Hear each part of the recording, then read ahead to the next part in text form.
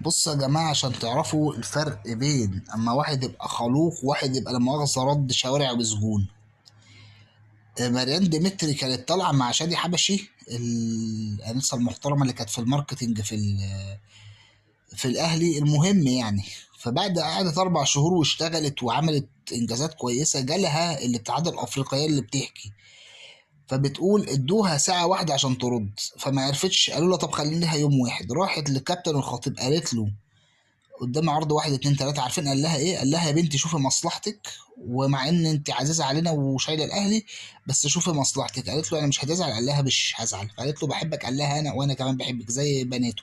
شوفوا الاخلاق والرفعه والسمو. مش مرتضى اللي لما كهربا مشي بهدله وشلح له وقضايا وفلوس ومش عارف ايه، وكل واحد كان يمشي يشتمه ويبهدله. ده الفرق بين الفوق والاخلاق.